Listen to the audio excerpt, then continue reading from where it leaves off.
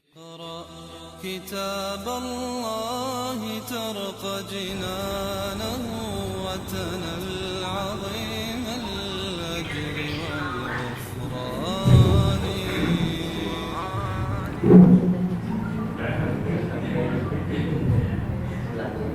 Kita dah sampai destinasi ya.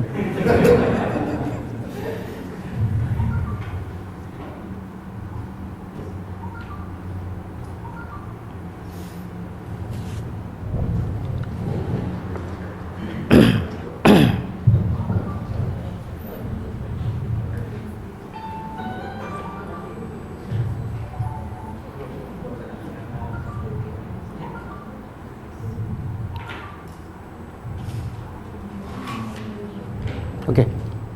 A'udzubillahi minasyaitonirrajim. Bismillahirrahmanirrahim. Alhamdulillahirabbil alamin, nahmaduhu wa nasta'inu wa nastaghfiruh. Wa na'udzu billahi min shururi anfusina wa min sayyiati a'malina. Man yahdihillahu fala mudilla lahu wa man yudlil fala hadiya lahu. Asyhadu an la ilaha illallah wahdahu la syarika lahu wa asyhadu anna Muhammadan abduhu wa rasuluh. Subhanaka la ilma lana illa ma 'allamtana innaka antal alimul hakim. Allahumma 'allimna ma yanfa'una wanfa'na bima 'allamtana wa zidna ilma. Allahumma ati anfusana taqwaha wa zakkiha anta khairu man zakkaha anta waliyuha wa maulaha. Rabbi yassir wa la tu'assir, Rabbi tammi bil khair. Amma ba'du. InsyaAllah pagi ini kita sambung tadabbur surah Ibrahim. Memang setiap minggu terakhir hari Ahad kelas saya ialah tadabbur surah Ibrahim. Dan sepatut kita buat di office kita lah di Shah Alam. Tapi sebab 2 in 1 sambil kita buat misi dakwah, kelas tadabbur live pun kita teruskan. Dan saya pun minta maaf daripada pihak Semaat Al-Quran, daripada ustaz yang terpaksa membatalkan kelasnya. Okey, kita sambung surah Ibrahim ayat 48. 48. Sebelum kita sambung, tengok maksud ayat yang lepas dan kaitan dengan ayat hari ini. Ayat yang lepas Allah menceritakan tentang perintah wajib memberi peringatan kepada manusia. Dan peringatan yang paling penting ialah tentang azab Allah. Sebagaimana Allah sebut dalam ayat 44, A'udzubillahi minasyaitonirrajim, wa anzirin nasa yauma ta'tihimul azab. Allah perintah pada Nabi, wa anzir, berilah peringatan. Peringatan ni ialah sesuatu benda yang ada unsur menakutkan. Kalau kita bercakap tapi tidak ada unsur menakutkan, dia bukan peringatan.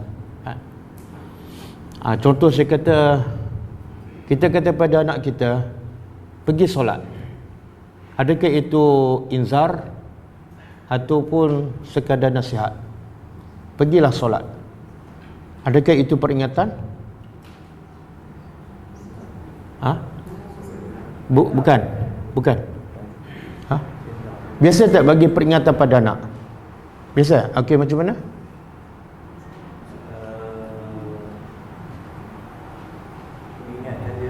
Macam mana? Boleh buat lakonan sikit. Kalau saya kata pada anak saya, pergi solat, adakah itu peringatan? Adakah itu inzar? Itu perintah. Yalah, kadang-kadang dalam perintah ada peringatan. Tapi adakah itu dinamakan peringatan? Sekadar kita kata pergi solat. Apa akibatnya kita tak solat? Bagi peringatan. Dia inzar, peringatan mesti ada unsur yang menakutkan. Kalau pergi solat itu bukan inzar. Pergi solat, kalau tak solat Allah marah. Itu peringatan. Pergi solat, kalau tak solat masuk neraka. Itu peringatan. Sebab tu kadang-kadang peringatan tak perlu ayat panjang. Kadang-kadang sepatah aja, tapi ada unsur menakutkan, maka dia peringatan. Contoh kita kata apa? Kita kata ambil pisau. Ambil pisau. Ada unsur peringatan tak? Tak ada. Tapi kalau kata pisau, ada tak unsur peringatan? Ada tak? Ada sebab? Mana kita ada unsur nak mengingatkan dia berhati-hati dengan pisau. Sebab tu Allah kata, berilah peringatan pada manusia semua. Apa dia? Yauma ya'tihimul azab. Ada tak benda yang menakutkan? Iaitu azab. Jadi kalau sekadar nasihat, kata-kata tapi tak ada kait dengan azab akhirat, dia bukan peringatan. Kan? Sebab tu hari pertama lagi Allah sebut kepada Nabi Nuh AS, dan ayat pertama surah Nuh kan, inna arsalna, boleh sambung, inna arsalna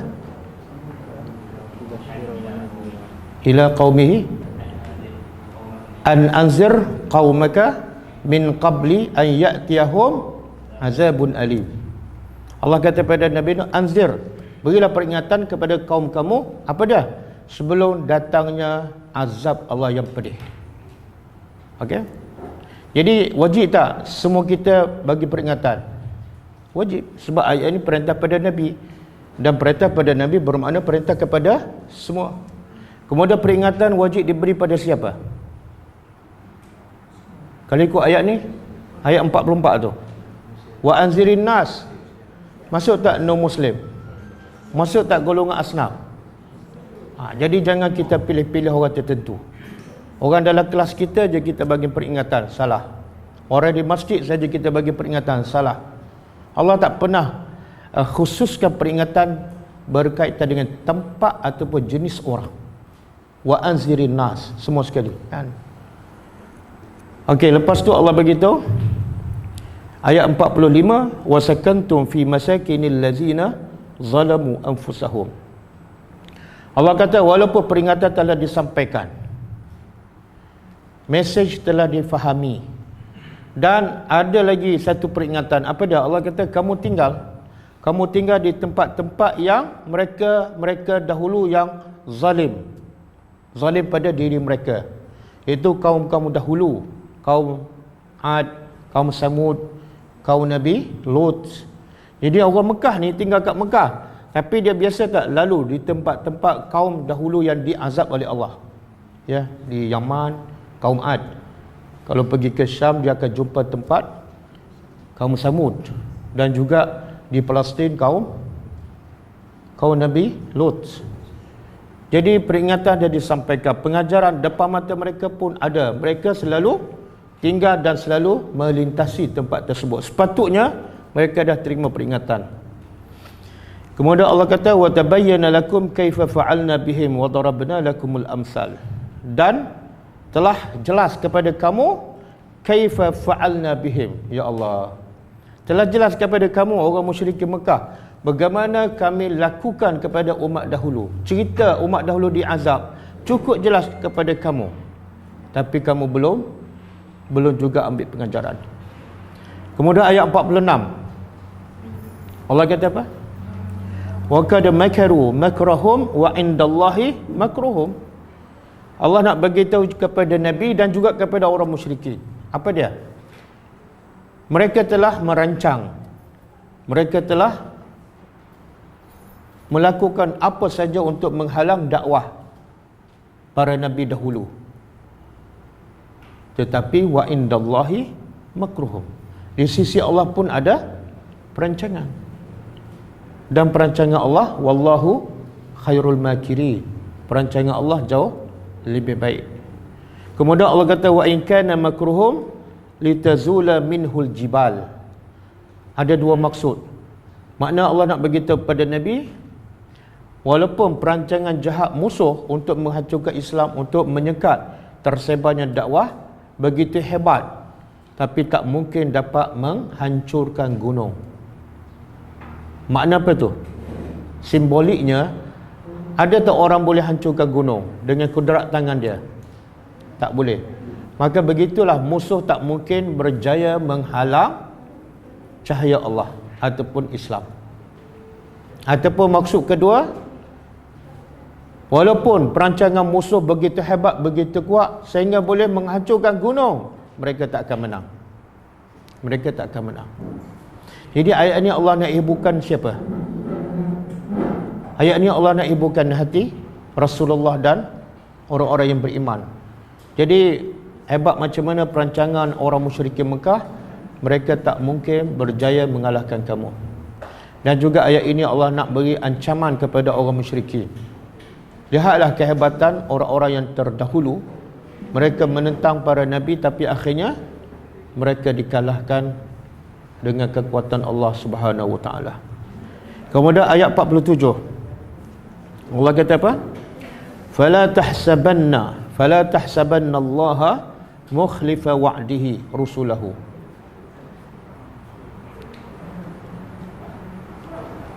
Apa maksud dia? Jangan sekali-kali kamu menyangka. Menyangka apa?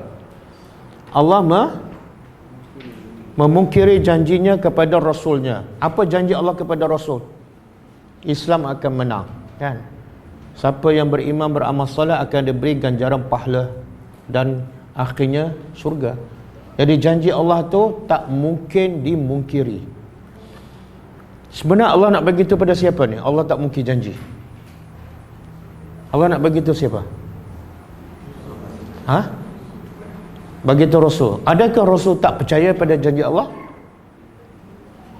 Rasul percaya tak? Kalau dah percaya, kenapa nak bagi itu pada orang yang dah percaya?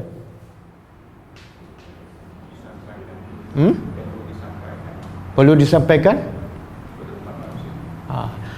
Apa saja perintah kepada umat manusia, maka arahan tu mesti sampai pertama kepada ketua. Dan arahan kepada ketua bermakna arahan kepada orang bawah. Betul? Jadi, okey, Nabi tak mungkin tak percaya pada janji Allah. Tapi mungkin tak orang Islam tak percaya pada janji Allah? Mungkin tak? Kemungkinan yang kecil ke ataupun sangat besar? Besar. Okey.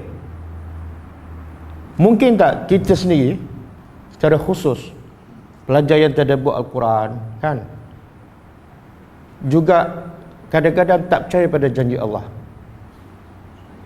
Mustahil. Apa dalil mustahil?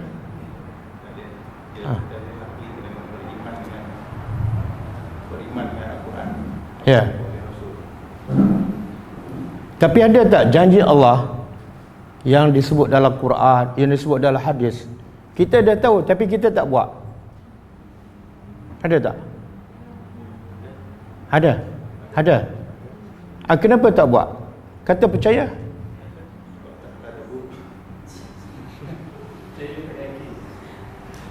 Oh, percaya tak yakin. Sebenarnya yakin bahasa Arab, percaya bahasa Melayu.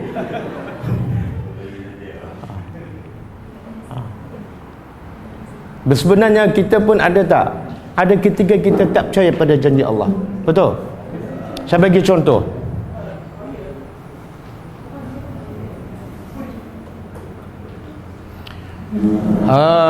Nabi kata siapa yang berzikir subhanallah wa bihamdihi 100 kali setiap pagi, apa kelebihannya? Ini kelebihannya janji Allah. Apa kelebihannya?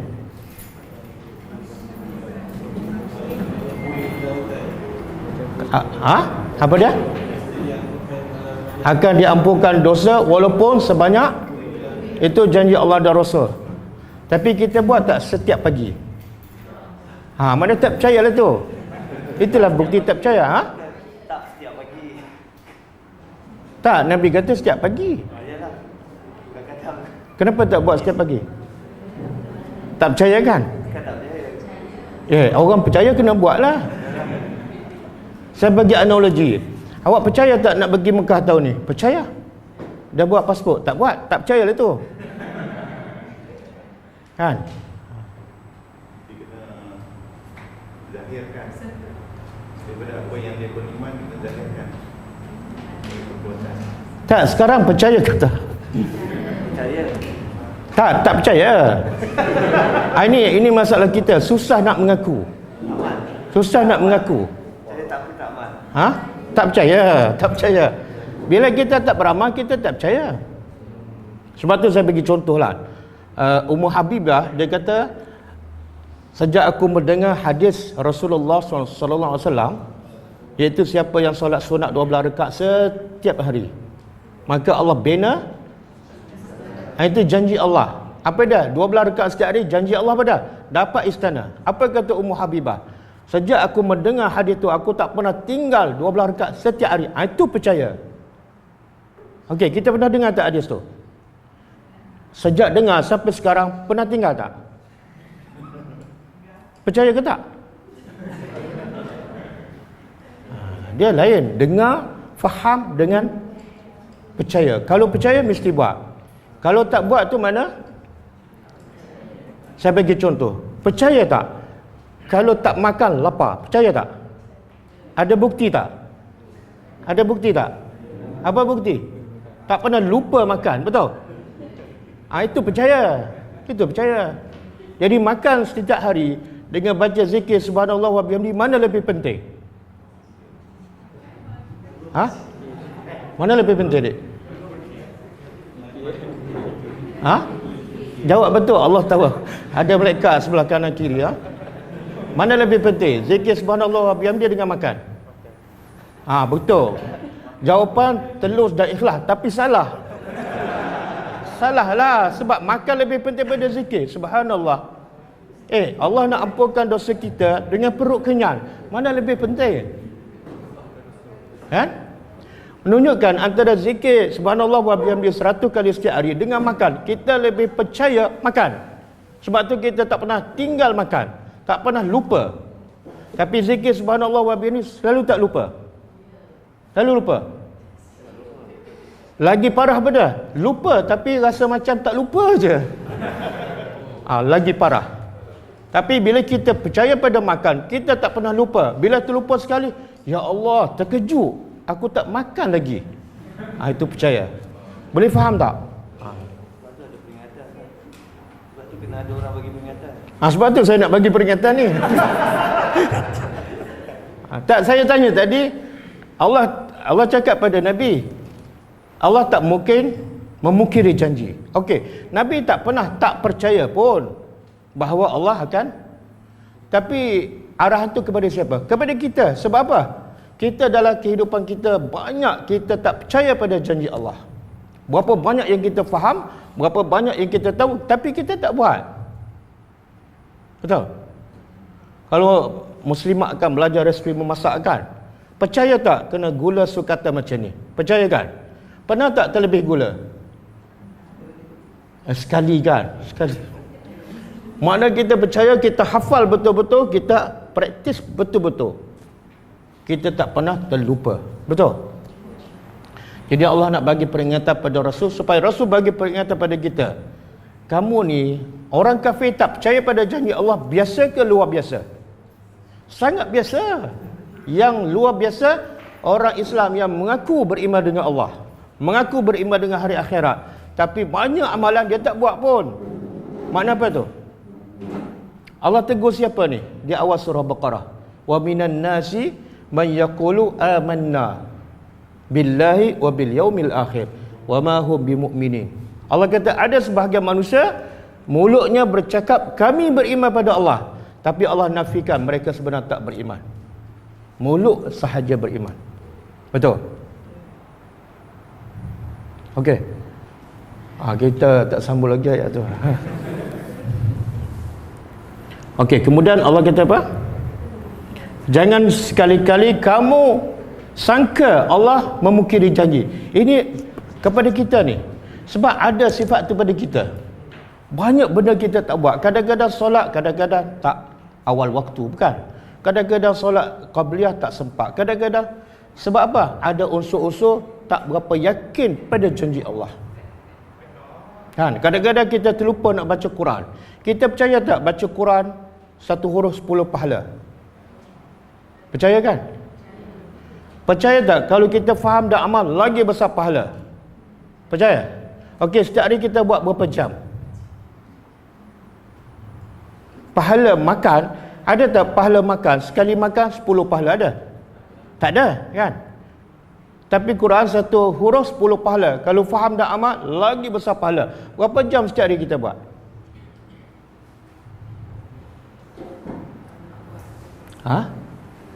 Ni mesti banyak ni sebab sampai berfikir nak menjawab. Tak betul. Sebab itulah Nabi dan para sahabat bila dia yakin kelebihan Al-Quran, banyak masa dia bagi pada Al-Quran. Itu percaya. Bahkan hidup mereka digerakkan oleh Al-Quran, dibangunkan oleh Al-Quran, dihijrahkan oleh Al-Quran sebab percaya. Kita banyak pergerakan kita, pekerjaan kita berdasarkan apa yang kita rasa betul, kan? Bukan berdasarkan arahan daripada Allah Subhanahu Wa Taala. Okey. Habis kat situ. Last kali Allah kata apa? Innallaha azizun zuntiqam. Sesungguhnya Allah aziz, maha perkasa. Kemudian azizun zuntiqam, yang mempunyai intiqam ni mana balas dendam. Tapi mungkin tak Allah ada sifat balas dendam? Mungkin tak? Tak. Jadi nak terjemah apa ni? Allah tu maha berkuasa untuk membalas perancangan musuh. Bukan balas dendam, tapi membalas perancangan musuh. Okey. Jadi ayat last yang lepas Allah bagi tahu Allah maha berkuasa untuk membalas perancangan musuh. Maka ayat hari ini Allah nak bagi tahu bukti kehebatan Allah, boleh membalas apa saja perancangan musuh walaupun sehebat mana, walaupun selicik mana. Apa bukti Allah mampu membalas perancangan musuh? Itu ayat hari ini.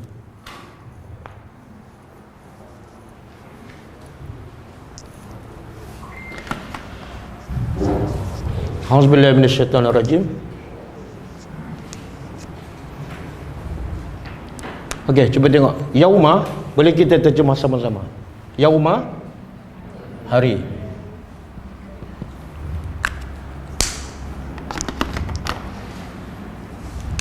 Saya rasa tulis warna biru okey kok. Mana lebih terang? Sama. Oh, merah. Okey, hari tubaddal. Hari tubalda daripada badal. Apa dia? Ditukar. Badal kan? Biasa kita guna perkataan badal. Bila? Haji badal. Ada perkataan lain tak? Ada satu lagi. Mak badal. Kalau haji badal dalam bab fiqh. Kalau mak badal dalam bab tajwid. Apa makna mak badal? Hamzah? Hamzah bertemu dengan alif. Salah. Apa makna mak badal? Kalau Hamzah bertemu dengan alif bukan badal. Badal mana ganti, bukan bertemu. Kan? Mana yang suka belajar tajwid? Hamzah itu bukan badal, itu mendahului. Badal makna ganti.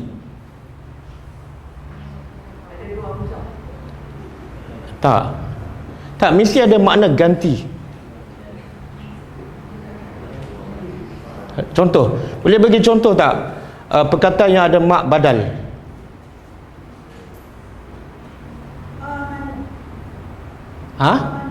Amanu.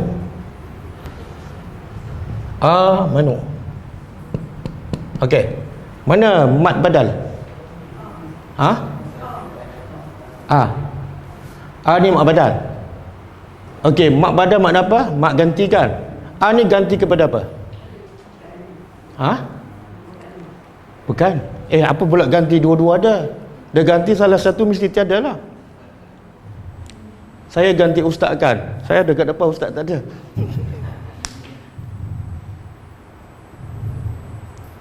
Dia belajar tajwid kan? Ni nak masuk bulan Ramadan, dia belajar lagi tajwid.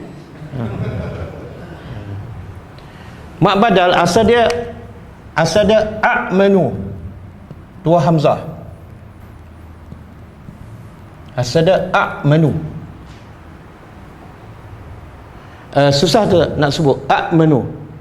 Bila susah bahasa Arab ada solusinya. Bila susah, Arab tak biarkan susah. Dia bagi kemudahan. Apa dia? Tukar huruf hamzah yang kedua, tukar, itu badal. Tukar hamzah yang kedua kepada huruf mad. Dah huruf mad tu ada berapa? Huruf mad ada berapa? 5 ke 6? 3. Apa dia? Awi lah, awi kan. Okey, sekarang kita nak tukar pada huruf apa? Asal dia hamzah.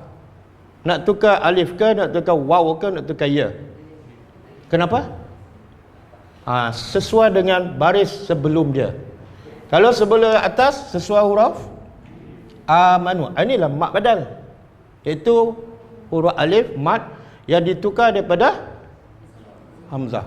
Sama juga iman. Ada tak mad badal di sini? Ada. Kat mana? Kat huruf-huruf badal. Ya ke alif? Okey, ya. Ini huruf badal. Dipanggil apa? Mad badal. Mad, huruf mad yang ditukar daripada asalnya hamzah. Asalnya iman. Iman. Kemudian berat nak sebut ditukar kepada huruf yang sesuai dengan baris sebelum dia. Ya. Okey, boleh. Sekarang kita pergi pada dia. Hari yang tubaddal ditukar. Al-ardu, bumi. Ghaira, lain dari bumi. Maksud dia apa? Kaitan dengan ayat sebelum ni. Ayat sebelum ni apa dia? Innallaha zuntiqam, kan? Allah tu maha perkasa dan maha berkuasa membalas. Okey. Jadi Allah maha berkuasa dan berkuasa membalas. Apa bukti? Ini bukti. Dalil Allah tu maha berkuasa untuk membalas apa saja perancangan musuh, iaitu Allah boleh menukar bumi dengan bumi yang lain. Bila ni? Hari kiamat. Jadi bumi yang kita ada sekarang ni, yang kita berada di atas bumi sekarang, bila berlaku kiamat, adakah bumi ni juga yang kita akan dihimpun di padang mahsyar? Atau bumi lain? Bumi lain, ada dalil? Oh, ni dalil. Sebelum ni tahu tak? Oh, tak tahu. Tapi ayat ni dah banyak lama baca, kan? Okey, bumi ditukar dengan bumi yang lain. Was-samawat. Dan langit-langit pun ditukar. Jadi langit yang ada hari ini bila hari kiamat akan hancur. Allah kata apa? Langit akan menjadi apa bila kiamat? Terbelah. Idzas sama'u infatarat. Bila langit telah terbelah. Okey. Sekarang tukar ni adakah tukar zat? Tukar zat, tukar ni ada dua.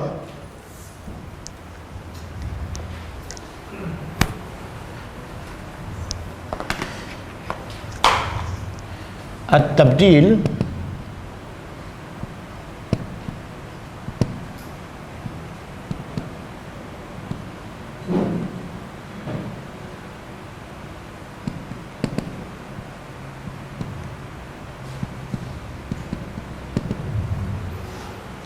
tabdil ataupun penukaran ada dua jenis.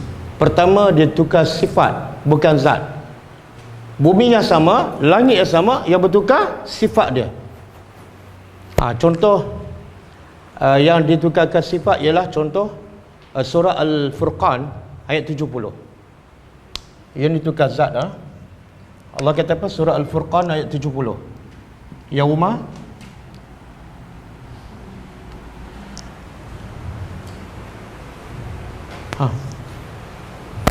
siapa ingat? Surah Al-Furqan ayat 70.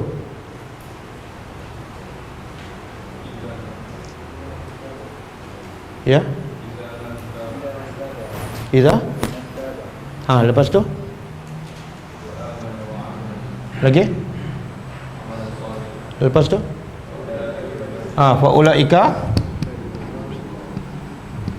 Faulaika yubaddilullahu sayyiatihim hasanat. Okey, cuba terjemah. Allah kata illa man taba, kecuali orang yang bertaubat, beramal soleh. Maka mereka ni yang bertaubat ni, faulaika, mereka itu yubaddilullah, Allah menukar sayyiatihim, amalan jahat mereka kepada hasanat, jadi baik. Okey, sekarang ya Allah tukar zat amalan ke ataupun Allah tukar sifat dia? Sifat ke zat? Sifat. Amalan yang sama. Contohlah, dulu dia buat maksiat, lepas dia bertaubat, amalan maksiat tu yang sama, Allah tukar sifatnya menjadi amalan yang baik. Amalan tetap sama, mana zat sama, yang bertukar ialah sifat. Boleh? Sebab itulah orang kafir kalau dia memulai Islam, semua amalan kebaikan dia masa dia kafir, Allah tukar jadi semuanya jadi amal soleh, selagi mana tidak ada unsur-unsur syirik. Katalah sini apa, Lim Guan Eng, katalah dia sedekah 1 juta buat masjid masa dia kafir, semua sia-sia. Tiba-tiba besok dia masuk Islam, yang 1 juta tu semua bertukar jadi pahala. Boleh?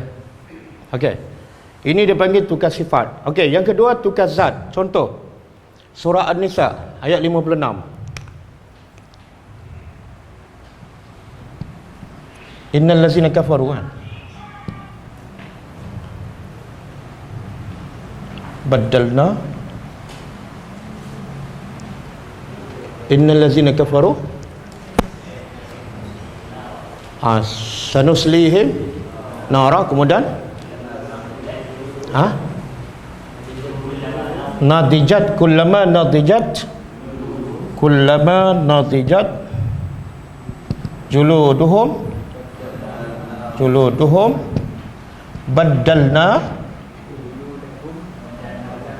badalnahum kan, badalnahum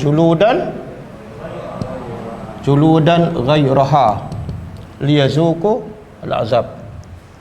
Okey, Allah kata orang-orang kafir akan dibakar dalam neraka. Bila dibakar berlaku apa? Kullama nadijat, setiap kali kulit mereka masak kan. Biasa kita bakar ayam akhirnya masak tak? Kada bakar tak masak-masak.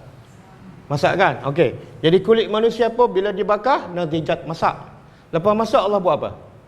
Badalna, kami tukar kami tukarkan mereka dan kulit-kulit ghairaha, yang lain.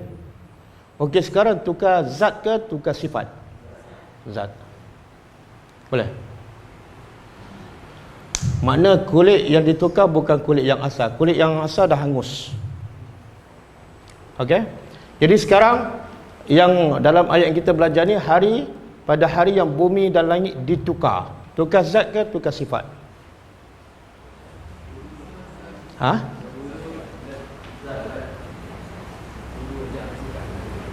Tukar dua-dua. Tak, dia kalau bertukar zat memang sifat bertukar sekali lah kan. Tapi ada ke tukar zat ataupun tukar sifat? Tukar zat, makna bumi ni hancur semua dan Allah tukar bumi yang baru. Bumi yang baru. Ada dalil? Apa dia? Badan, tapi di sini ada dua maksud. Satu tukar sifat, yang kedua tukar zat. Okey, ada dua pendapat. Pertama, maksud ayat itu ialah tukar zat. Bumi yang ditukar tu bumi yang lain, suku sakat, bukan bumi yang telah dihancurkan. Apa dalil? Dalil makna badal yang asalnya ialah tukar terus. Saya tukar baju kan, baju sama ke baju yang lain? Lain. Ada pendapat yang kedua, dia kata Allah tukar sifat. Dalilnya surah Taha Cuba buka surah Taha ayat 105.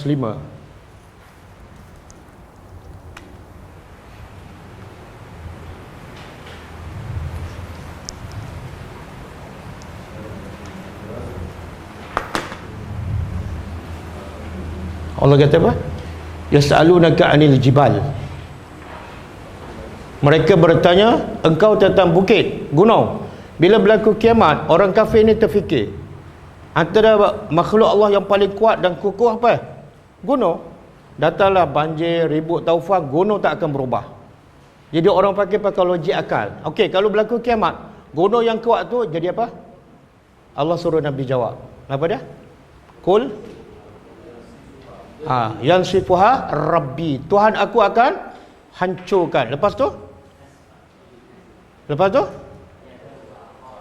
fayazaruha qa'an safsafa.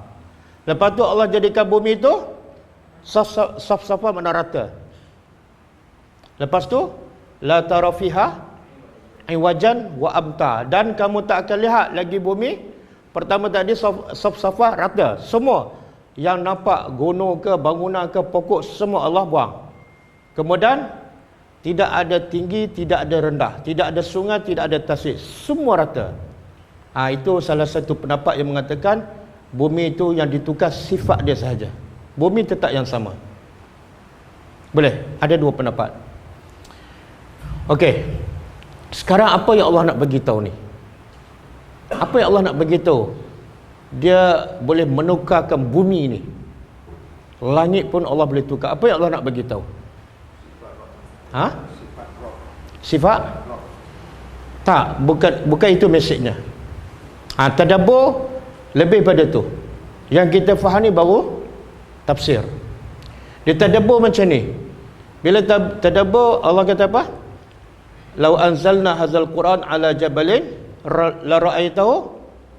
Itu tadabbur. Kalau Quran diturun pada gunung, gunung akan khusyuk dan pecah. Itu tadabbur. Kalau setakat dengar, faham, tak rasa apa-apa, belum tadabbur. Sekarang setelah kita faham ayat ini, ada rasa apa-apa tak? Ada rasa apa-apa?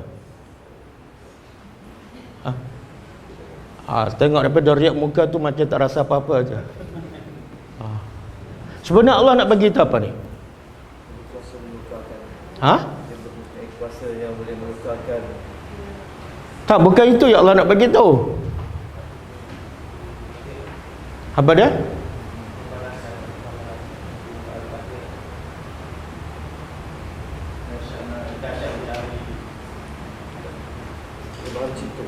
Kalau setakat kita tahu dahsyat tapi tak rasa apa-apa, ada faedah tak? Contohlah saya kata, sini ada harimau besar, dah mati 4 orang kat harimau. Kita senyum je. Ada faedah tak cerita tu? Jadi tujuan saya cerita supaya apa? Takut, jangan pergi kawasan tu. Boleh faham? Jadi sebenarnya Allah nak beritahu ni bukan setakat dia hebat. Allah nak suruh kita takut pada dia. Contoh saya bagi analogi. Saya kata sekejap lagi bumbung rumah ni akan pecah, meletup. Dan lantai ni pun akan meletup. Ada rasa apa-apa tak? Kalau saya bercakap benar lah, ada rasa apa-apa tak? Kau buat tak tahu je? Lari kan? Kenapa lari? Baru bumbung pecah, baru lantai pecah. Yang ni apa yang pecah ni? Kalau orang cakap bumbung kita pecah, kita dah rasa gerun, dah nak mengelakkan. Ini Allah cerita langit, tak rasa apa-apa. Apa makna tu? Apa makna?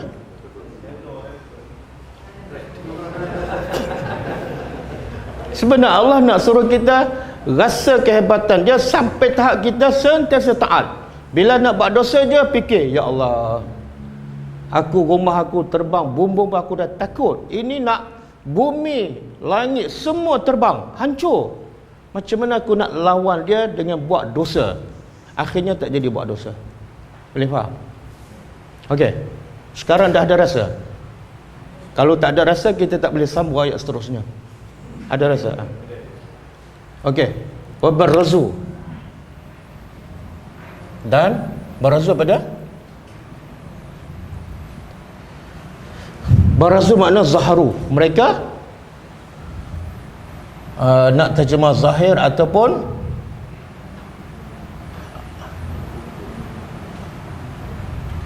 baraza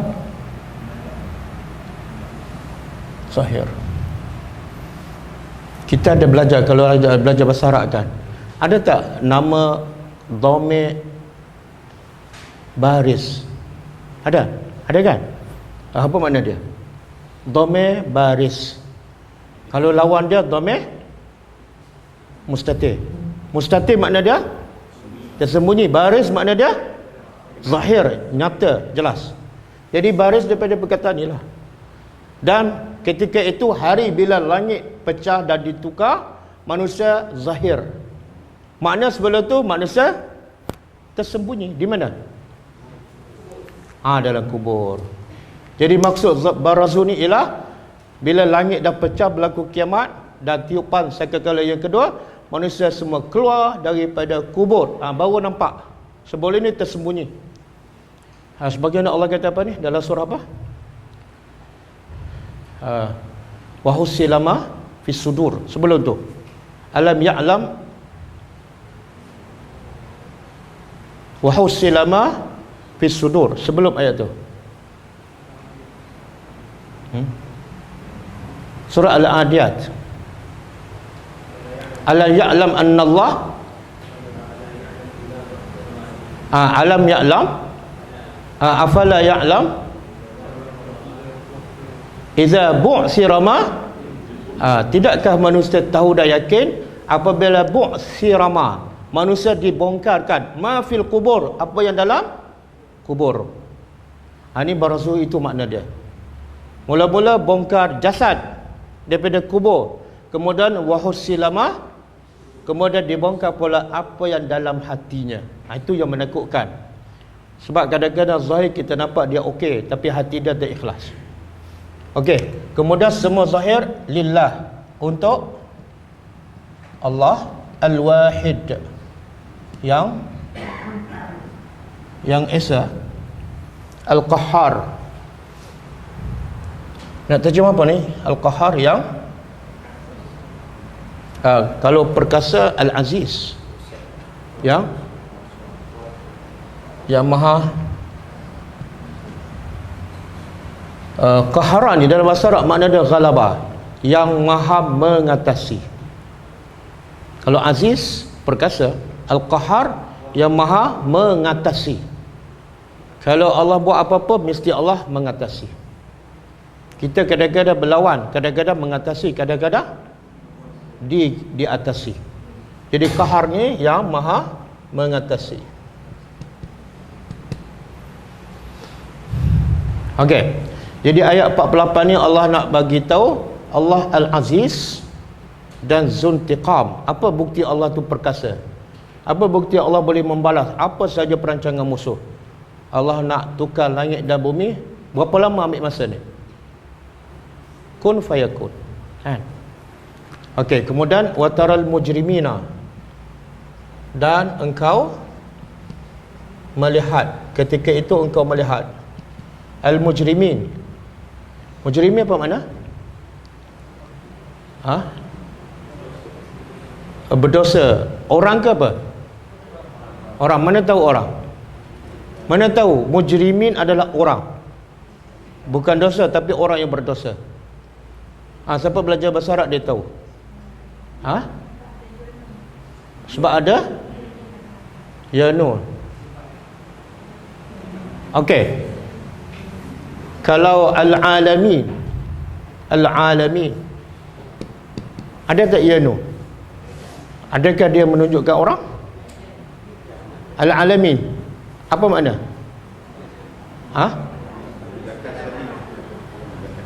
Yalah, ni ada ya nun kan? Adakah dia menunjukkan orang? Tak, termasuk juga jin, termasuk juga gunung, kan? Jadi yang menunjukkan orang di sini apa dia? Saya dah belajar ni.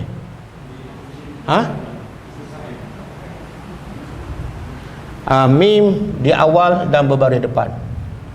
Bila mu kat depan, orang. Mujrim, mu'min, muslim, muflih. Betul? Betul kan? Kalau mim dari atas menunjukkan tempat. Tempat kan? Okey. Engkau melihat pada hari itu orang-orang yang berdosa. Al-mujrim daripada al-ijram. Al-ijram maknanya al-ismu, berdosa. Yauma izin, pada hari itu engkau melihat orang-orang berdosa pada hari itu muqarranin. Apa makna muqarranin? Dia terjemah apa? Dia diberkas, diikat, dibelenggu, diberkas. Fil asfad, pada, dia terjemah apa? Belenggu, rantai.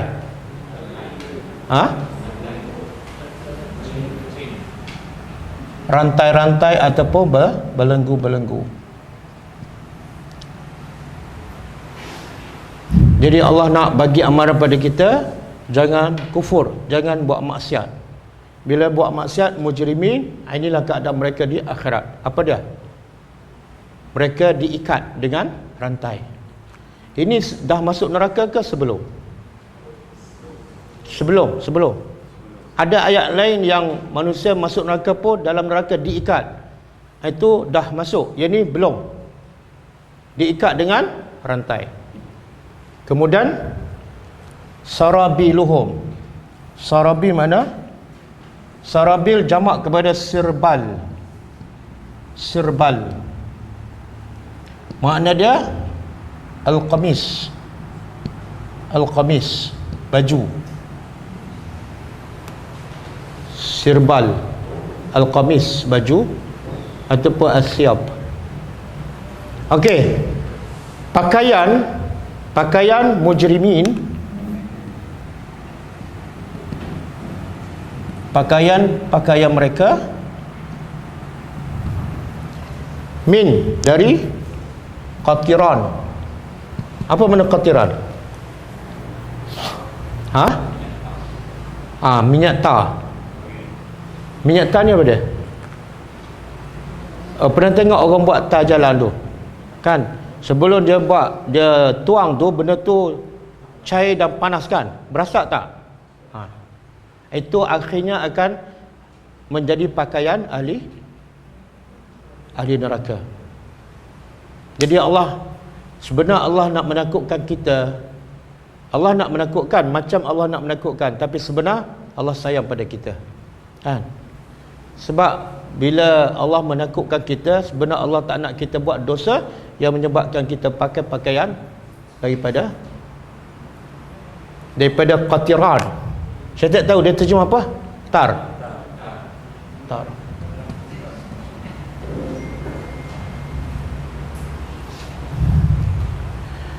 Macam mana ni? Tar yang panas tu berasap jadi pakaian. Ada pendapat mengatakan tar yang panas tu dilumur ke satu badan sehingga macam pakaian. Selain badan tu ada tak pakaian lain ahli neraka? Orang ahli neraka dibakar dalam keadaan bogel ke dalam keadaan berpakaian?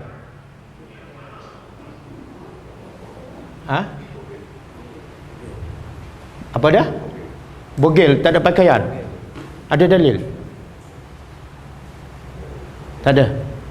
Siapa tahu? Saya tahu semua tak ada pengalaman ni, tapi Allah beritahu. Allah beritahu dalam Quran. Soalan seulang. Ahli neraka dibakar dalam keadaan bogel ataupun berpakaian. Kalau berpakaian, pakaiannya daripada apa? Yang ni.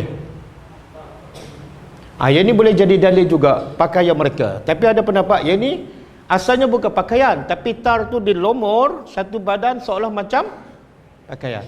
Ada ayat lain yang Allah sebut secara jelas. Ahli neraka ada pakaian khas, sudah dipotong dan sudah ditempah. Surah apa tu? Surah Waqi'ah bukan. Cuba buka surah Al-Hajj ayat 19.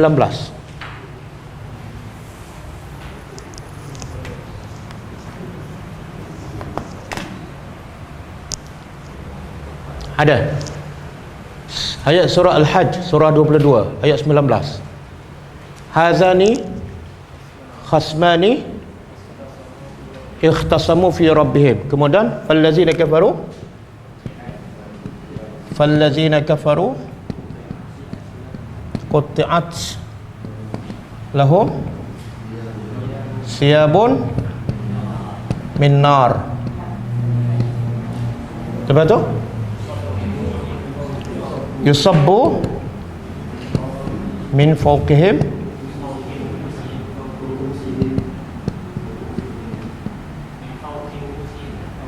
min fawqi ru'usihimul hamim. Okey, cuba tengok. Cuba kita terjemah. Fallazina.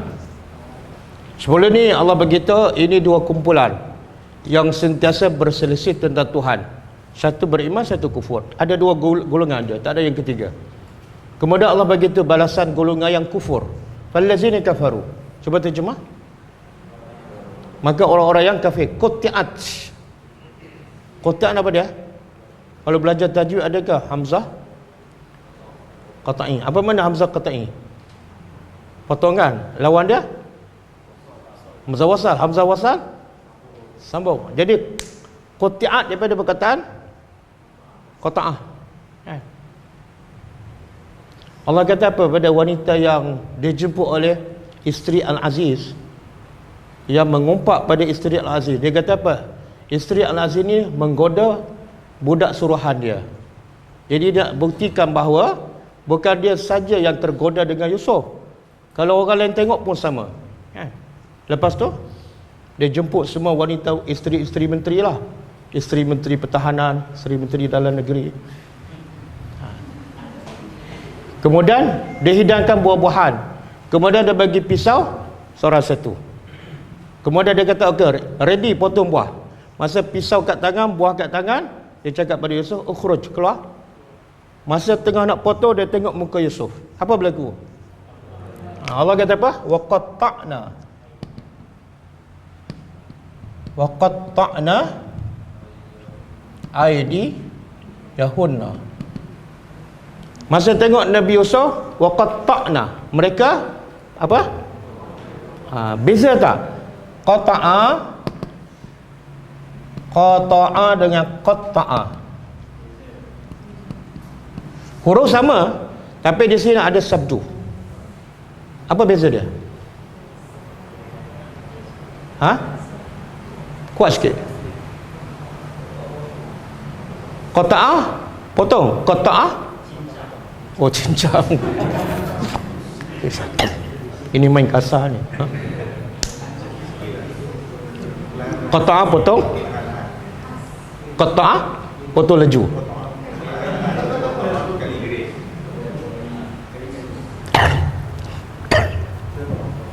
Okey, qata'a potong sekali. Lepas tu mungkin lepas sekejap dia potong lagi. Tapi kalau qata'a potong berkali-kali. Tengok bahasa Al-Quran. Allah nak gambarkan apa ni? Wanita boleh potong jari dia berkali-kali. Apa maksud tu? Apa maksud? Kita kalau terpotong jari sekali, kita potong tak kali kedua? Bila potong berkali-kali makna apa tu? Dia tak rasa dia potong jari. Sebab tu dia potong. Betul? Kenapa?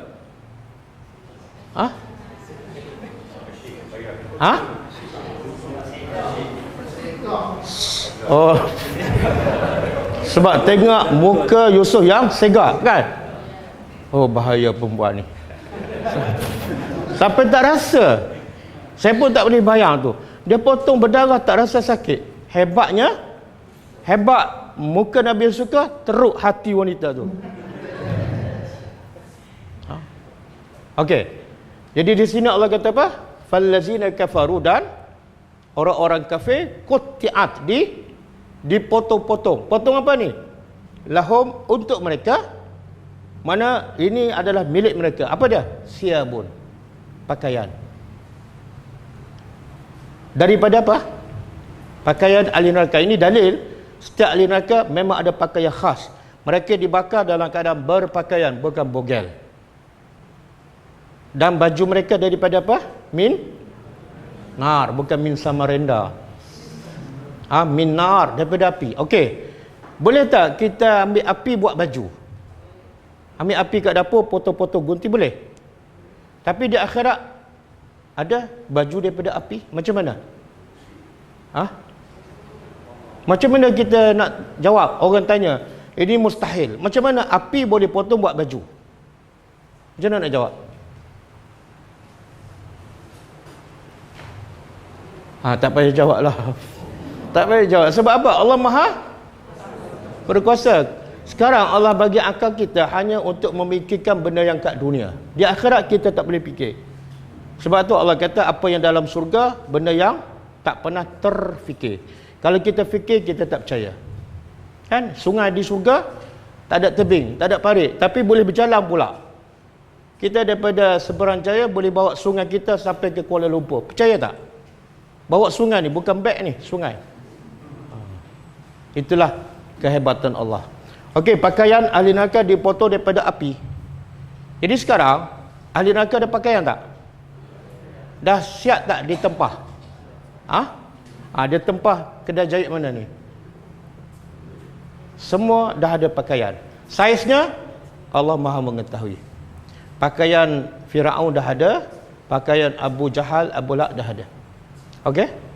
Ini dalil ada pakaian. Yang ni pula, sebab itulah ulama mengatakan, ahli tafsir berkata ini bukan pakaian. Asalnya tar, dia lomo ke badan macam seolah pakaian. Okey, sekarang kita boleh bayang tak macam mana tu? Kita kalau tar yang tengah-tengah panah tu, kita pijak tak? Kalau pijak kita buat apa? Terus melompatkan. Ini dilomor sampai satu badan, sampai nampak macam baju. Dahsyat tak? Waliyahzubillah. Okey, lepas tu wataghsha. Dan taghsha pada menutupi wujuh hahum, wajah. Satu wajhun, kalau jamak wujuh, wajah mereka an-nar, oleh api. Tengok bahasa Al-Quran. Allah kata apa ni? Wajah ahli neraka ditutupi oleh api. Saya nak tanya, ahli neraka ni dia ditutupi oleh api satu badan ke muka saja?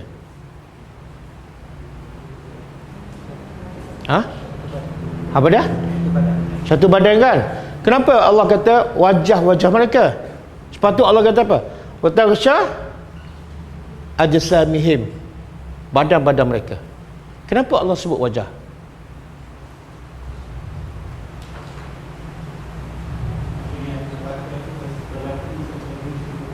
Macam mana?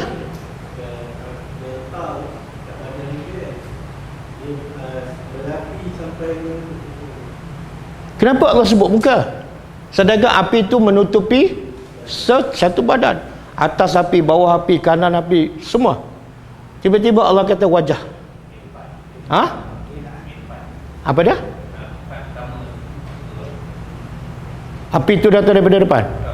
Wajah ni kalau manusia, kalau kita tengok pada wajah. Jadi bahkan nak menunjukkan part yang paling penting dibakar. Dia badan kita ni, apa yang paling kita sensitif? Kalau kena api, mana yang paling sakit? Kena kat lutut ke, kat perut ke, kat muka? Muka, satu. Muka ni sangat-sangat sensitif. Yang kedua, anggota badan kita yang paling mulia, yang paling kita nak tunjuk pada orang, apa dia? Muka. Sebab itulah bila kita nak pilih calon menantu, kita tengok lutut dia dulu ke tengok muka dia? Tengok apa? Muka dulu kan, betul? Kita sendiri nak kahwin pun tengok muka dulu ke tengok kereta dulu? Tengok kereta. Mazda ke? Tengok-tengok muka penuh dengan jerawat. Oh, tak jadi kan? Sebab muka ni menggambarkan apa? Kepribadian. Bukan juga. Ada muka handsome tapi perangai macam syaitan. Tak, muka menggambar tempat orang tengok. Sebab tu IC kita muka kan.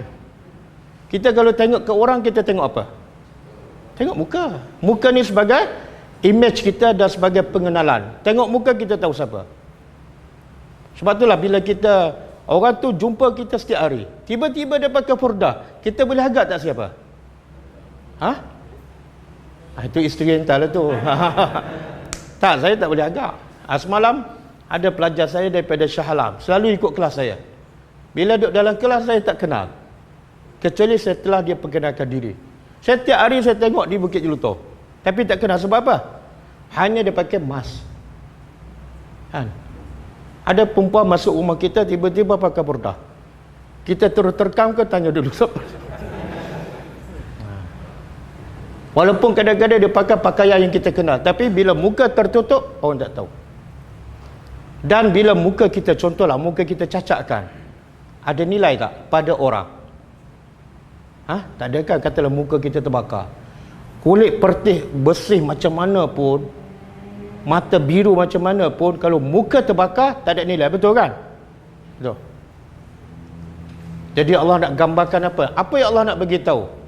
Satu badan dia terbakar, tapi Allah nak bagi tahu dahsyatnya badan dia terbakar ialah tempat anggota yang paling mulia terbakar. Yang lain jangan cakap, yang lain tak payah cakap. Satu ayat ada Allah nak bagi tahu kapet hamparan di syurga. Allah nak bagi tahu hebatnya sutra hamparan apa dia? Allah bagi tahu apa? Di bawah tu, bahagian bawah ni, kapet ni bahagian bawah adalah daripada sutra yang kasar. Yang atas Allah tak bagi tahu.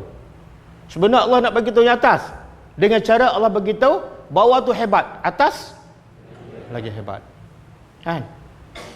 Kita kalau pergi nak beli kapet kat kedai kan, tuan kedai bagi tahu tak, kapet saya bahagian bawah nombor 1. Ada? Tak ada, sebab semua orang tahu bahagian bawah jerami kan? Ada. Tapi Allah nak bagi tahu hebatnya kapet bahagian atas, Allah bagi tahu bahagian bawah. Allah nak bagi tahu dahsyatnya anggota badan dia, Allah bagi tahu apa? Muka. Kalau muka yang paling mulia dah hancur, badan jangan cakap. Sama juga satu hadis, Nabi kata azab yang paling ringan. Apa dia? Tengok. Nabi nak beritahu dahsyatnya azab yang paling ringan. Caranya apa? Pakai di kaki. Tapi Nabi nak bagi dahsyat apa dia? Pakai di bawah gelegak yang paling atas sekali. Patut tak kita tanya, kat perut jadi macam mana ustaz? Patut tak tanya? Tak. Sebenarnya kita boleh faham dah. Pakai di bawah, paling bawah, bergelegak paling atas. Mana kat tengah? Hancur. Boleh faham? Cuba buka surah ni. Surah Az-Zumar ayat 24.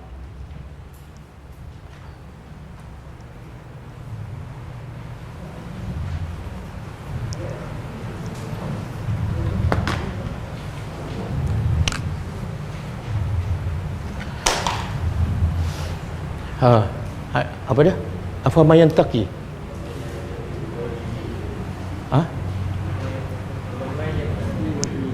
Apa dia? Aman.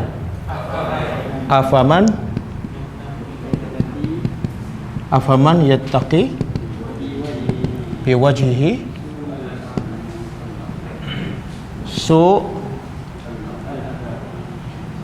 su'a ke su'i? Su'al azab. Kemudian Yaumal Qiyamah. Apa so?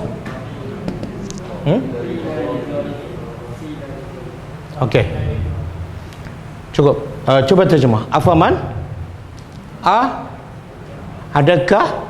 Biasa tu Allah nak tanya, adakah sama antara orang yang beriman kemudian masuk syurga nikmat kekal abadi dengan orang yang yattaqi? Apa makna yattaqi?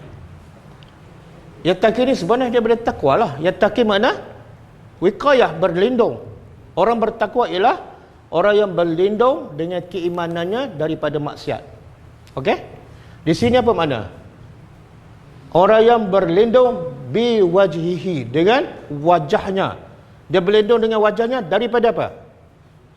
Su'al azab. Azab yang paling buruk. Apa maksud? Pada hari kiamat. Apa maksud?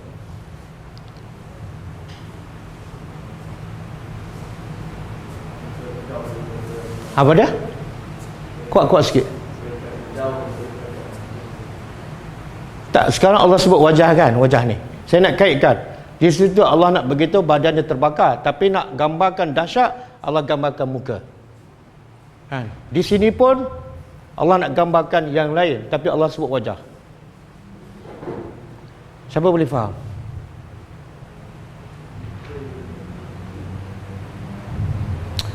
Okey. Kita bila ada jawapan?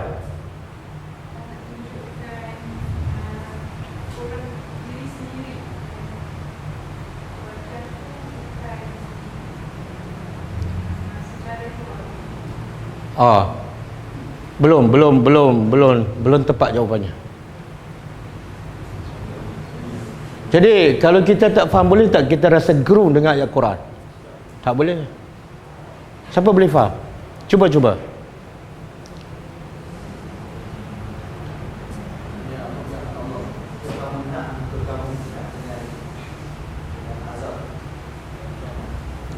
Tengok tak sebut wajah. Sekarang isu dia wajah ni.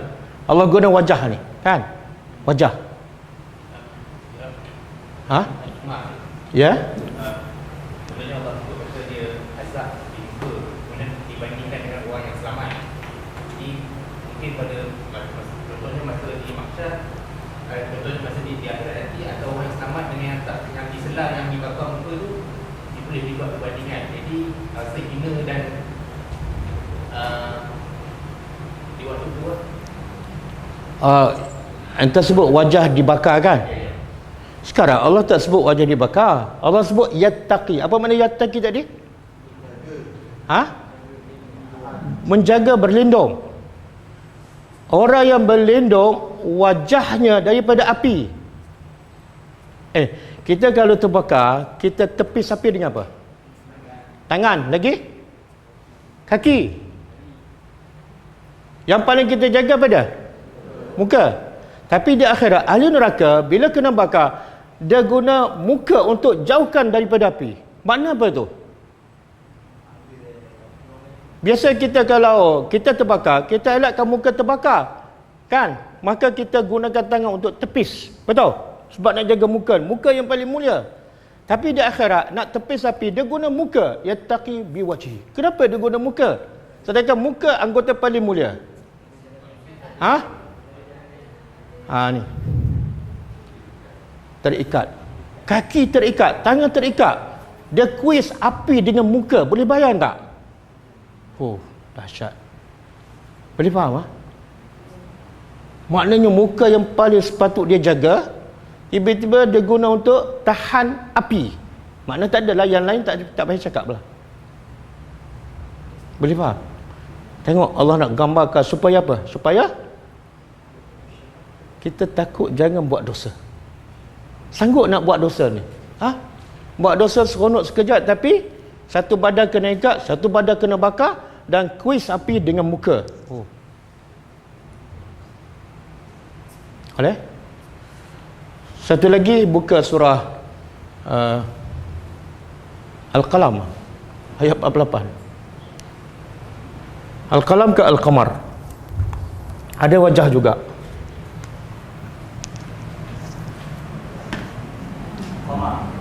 Al-Qamar, cuba baca.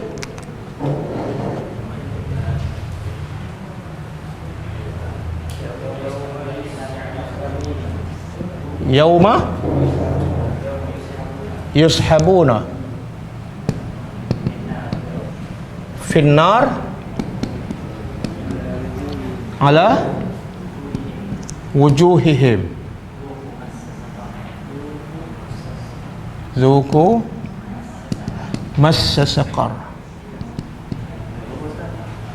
Ayat 48 kan surah Al-Qalam, Al-Qamar. Okey, tengok, cuba terjemah. Yauma, hari, yushabuna, mereka diheret. Ni ahli neraka, mujrimun, diheret dalam neraka.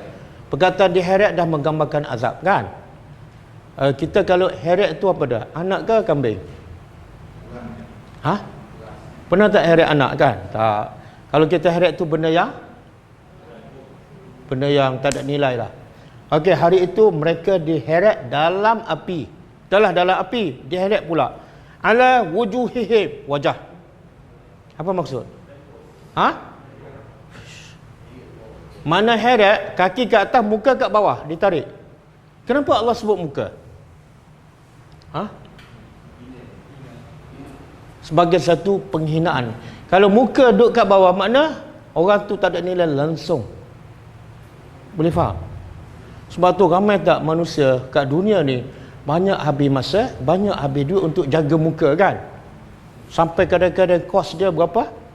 Dengan make upnya, dengan kan. Tengok-tengok di akhirat besok muka dia diguna untuk tahan api. Muka dia diguna untuk diheret kat bawah, berjalan muka kat bawah. Jadi janganlah habiskan masa, habiskan duit jaga muka. Tapi habiskan masa, habiskan duit jaga hati. Kalau hati terjaga, hati suci, muka paling bersih di akhirat besok. Walaupun dulu kat dunia dia kulit hitam. Orang kulit hitam kat dunia, bila dia beriman, di akhirat warna dia jadi apa? Putih kan? Dia dua wajah je di akhirat, satu putih, satu hitam. Dan kalau muka dia sentiasa putih, licin, melepak, tapi tak beriman, di akhirat besok betulkan jadi wajah warna hitam. Macam mana kita nak jaga muka kita supaya sentiasa berseri dan di akhirat besok sentiasa putih? Macam mana? Apa dia? Kalau boleh sebut dalil sekali. Dia semak Quran. Dia semak Quran apa mana? Quran tu mesti semak lah. Semak Quran dia hatimu, bukan di bibirmu. Okey, apa dalil? Apa dalil? Bagaimana cara kita nak bersihkan muka kita dunia dan akhirat tanpa perlu kos? Tak payah beli semua make up semua, tak payah.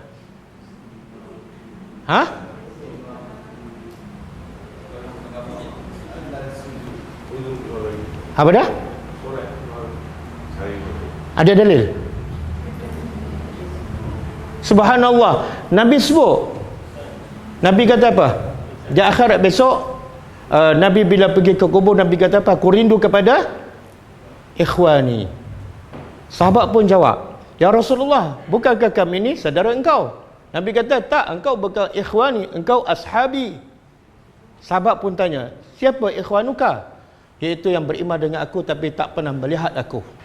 Sahabat pun tanya lagi, macam mana dia tak kenal dia, kamu tak pernah lihat dia dan mereka pun tak pernah lihat kamu, bagaimana kamu boleh kenal dia di akhirat besok?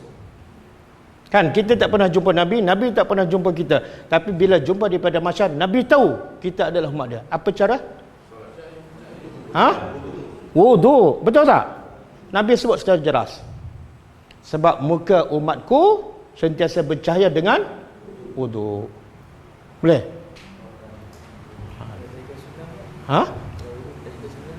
Tak, bila Nabi suruh berwudu, wudu yang ikut Nabi lah. Kan? Arahan daripada Nabi kena ikut cara Nabi.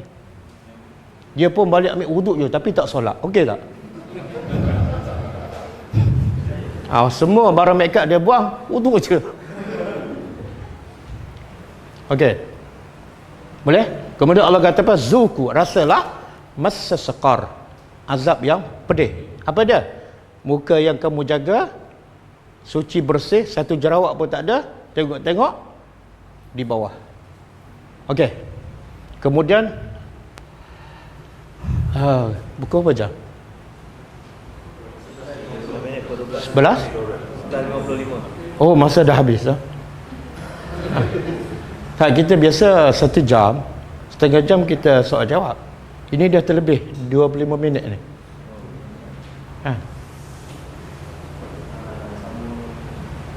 Okey. Jadi nak berhenti ke nak sambung? Sikit lagi. Tak, sekarang surah Ibrahim dia ada 52 ayat. Jadi ada 2 ayat lagi. Kalau saya habiskan ni tinggal 1 ayat. Bila 1 ayat 1 jam terlebih masa pula. Jadi ayat 51 kita simpan, gabungkan dengan ayat terakhir. Okey?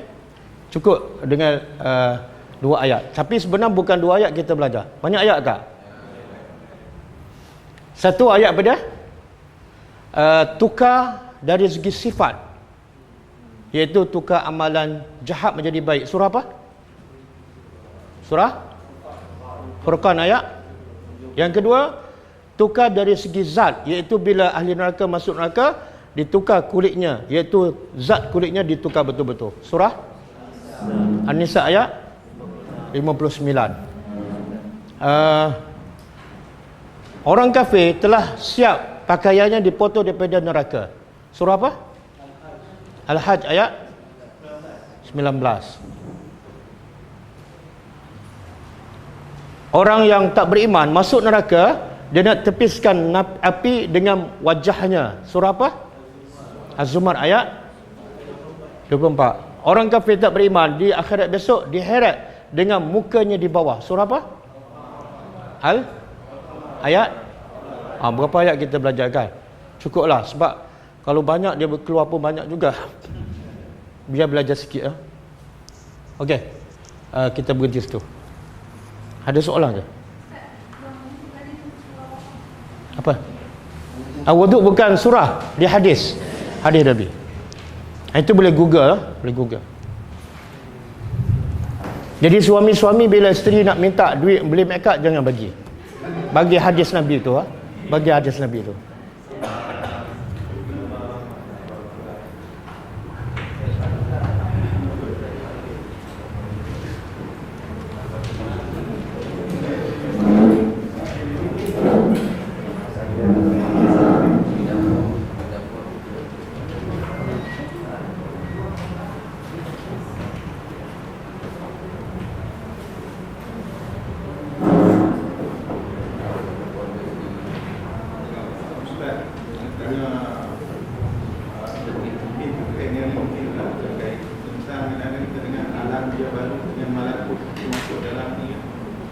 Alam apa? Wallahualam, itu saya tak tahu. Saya kena cek dulu. Alam Jabarut dengan alam malakut. Wallahualam.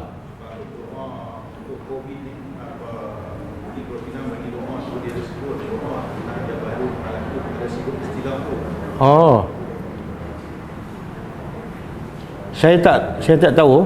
Nanti saya cek dan saya jawab. Boleh PM saya. Okey, ada soalan lain? Yang hujung ini tu Ustaz, satu tanda minggu menunjukkan orang mim baris depan. Ia bukan masuk pada tindakan saling yang berakal. Ya, betul. Betul. Tapi kadang-kadang yang macam al-alamin kan, ia nu juga. Tapi dia bukan mesti menunjukkan yang berakal. Secara umum ya. Tapi kadang-kadang digunakan juga untuk yang tak berakal. Kadang-kadang al-ardu bumi dijamakkan apa? Al-aradina, al-araduna. Bukan sebab isim fa'il. Sebab isim fa'il. Yalah, isim fa'il ada dalam bentuk fa'ilun, katibun. Itu tak ada mim. Kan? Tapi kalau 4 huruf dia bermula dengan mu. Okey, ini ada USB rakaman tadabbur saya juzuk 30. Semua juzuk 30 daripada surah An-Naba sampai An-Nas. Boleh dengar, boleh tengok live macam sekarang di mana-mana walaupun tidak ada internet. Cucuk kat telefon je. Jadi untuk kita faham 30 juzuk, bukan 30 juzuk, juzuk 30. Ini hanya harga dia 150 ringgit. Kan? Okey, yang ni untuk juzuk 29. Ini yang terbaru. Kita dah kumpul semua surah dalam juzuk 29. Bermula daripada surah Al-Mulk dan berakhir dengan surah Al-Insan. Kan? In Al-Mursalat, ya. Ini harga dia murah sikit sebab rakaman dia kurang sikit daripada yang juzuk 30. RM120. Okey. Jadi siapa nak beli boleh jumpa Izdiharuddin. Dia boleh demo, tunjuk cara nak cucuk. Kalau dah cucuk kat telefon dah keluar baru boleh beli. Kalau tak keluar, selagi tak keluar gambar jangan beli. Okey. Kita ada bawa buku-buku kecil ni. Siapa yang nak beli untuk diri sendiri ataupun untuk dakwah. Buku matlamat hidup ni sangat sesuai untuk kita berdakwahkan. Ramai yang hanyut sebab tak tahu matlamat hidup.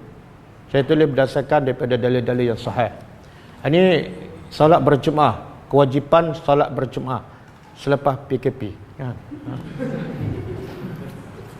Ini sifat solat Nabi bergambar. Kadang-kadang kita nak ajar solat kan, tapi kita pun tak ada maklumat pasal cara solat Nabi. Kita tulis berdasarkan dalil dan bergambar untuk kita berdakwah, nak mengajar anak-anak kecil.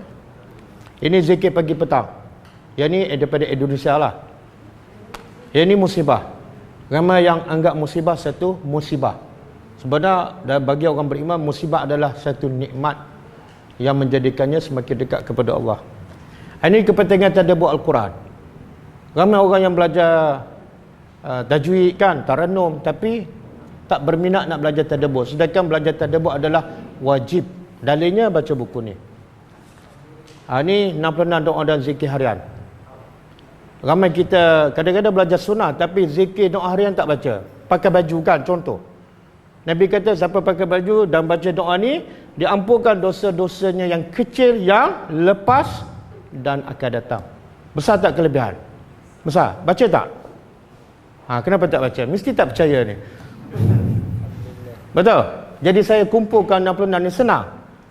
Pergi mana-mana kalau belum hafal ataupun terlupa, buka buku je. Doa ketika hujan, doa ketika orang bagi kita makan. Biasa kita orang bagi makan, kita ucap terima kasih ke doa untuk dia? Doa apa? Saya tulis ada dua, baca dua-dua sekali. Jadi kalau nak tahu satu lagi doa, beli buku ni. Ini kenapa anda wajib solat. Ramai yang tak solat sebab tak tahu kenapa wajib, apa hikmahnya, apa kebaikannya.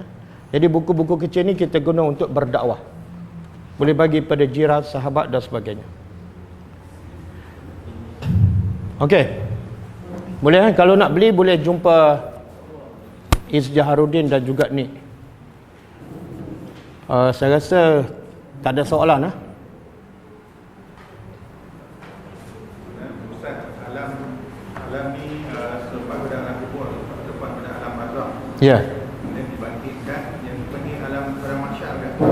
Alam akhirat. Alam akhirat. Start bila dibangkitkan daripada kubur dipanggil bermulanya alam akhirat. Jadi alam dunia sebelum mati, bila mati masuk kubur daripada alam barzakh, pertengahan antara alam dunia dan bila dibangkit daripada kubur dipanggil alam akhirat. Alam akhirat tu kita telaga dulu ke ataupun telaga tak? Telaga apa ni? Telaga Kausar. Wallah alam, tak tahu yang mana dulu. Tak tahu yang mana dulu. Yang penting apa dia? Tak tahu, tak penting yang mana dulu. Yang penting apa dia? Bagi rekod amalan dulu ke, timbang amalan dulu ke, titian syarat dulu, tak penting kita tahu yang mana dulu. Yang penting apa dia? Yang penting kita pastikan yang pertama alam kubur selamat. Sebab Nabi kata apa? Kalau kita selamat dalam kubur, selepas tu selamat. Walaupun kita tak tahu yang mana dulu. Tapi kalau dalam alam kubur tak selamat, Nabi kata apa? Selepas tu lagi dahsyat. Walaupun kita tahu mana yang dulu. Jadi yang paling penting sekali, yang first tu. Step pertama bila masuk kubur. Selamat kat situ, lega insya-Allah. Dalam alam kubur ni, selalunya kita masuk alam kubur ni, kita disiksa dulu di kubur. Tapi hari pembalasan kita baru tahu amal kita. Tetapi kenapa kita dalam alam kubur kita siksa dulu sebelum dihisap? Dia Allah tu maha adil. Bila Allah seksa di alam kubur sebelum dihisap, maka itu adalah berdasarkan dosa dia. Kalau orang beriman mungkin dia azab sebab apa? Sebab Allah nak bersih, sapu bersih. Kalau orang kafir, Allah azab sebagai permulaan, muqaddimah. Wallahu a'lam. Tadi Ustaz kata ni, maknanya azab ni bertambah daripada alam kubur, hari kebangkitan dan juga hari akhirat. Ya. Ustaz kata ni kan, sebab kalau ni, kalau hari kebangkitan cuma tak esok masuk neraka, pakaian neraka, maknanya azab makin hari semakin bertambah. Ya, betul. Ada dalil tak? Ada Yasin. Oh, dalil Yasin je. Ayat berapa? Tak, Allah kata falan nazidakum illa subhanallah. Falan nazidakum, kami tidak sekali-kali tambah pada ahli neraka illa azaba. Kami tak tambah kecuali azab. Makna berlaku pertambahan azab. Surah apa? An-Naba. Surah An-Naba ayat 30.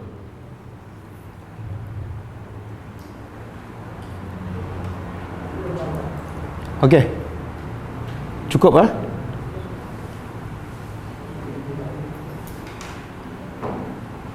Dan besok insya-Allah kita akan ada kelas secara live juga pukul 10.30.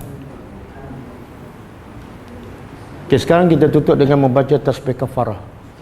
Subhanakallahumma wa bihamdika asyhadu an la ilaha illa anta astaghfiruka wa atubu ilaik. Assalamualaikum warahmatullahi wabarakatuh.